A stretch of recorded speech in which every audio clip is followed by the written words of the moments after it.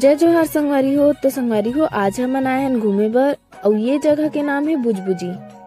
ये मंदिर है एकदम शांत जगह में हेवे और पूरा पेड़ पौधे से घिरे हुए है। तो बहुत ही अच्छा लगत है, सुकून मिलत है जगह में आके हमन ला। तो देखो संगवारी हो, ये मन हरे मोर बहिनी मन हा अउ ई मन आए रहिस घूमे बर। तो हमन उमन ला यहाँ लाए हन और मम्मी पापा मन के मस्ती तो हमेशा ही चालू रहते। और देख लो पापा के हरकत ला।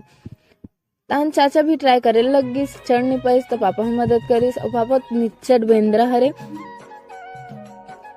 तो देखो संगवारी हो, ई मन हा करे लग गिस एडवेंचर और पापा तो ऐसे कर ही काहे कि ओला एक्सपीरियंस है खम्भा चढ़े के, तो वो कर लेते। और चाचा भी ट्राई करी से, वो भी पूरा पार कर ली से। तहन हमन खा लेन खाना। तो देखो संगवारी हो, ये गौ माता मोल इतना प्यार से देखत रहीस कि मैं का बताऊं।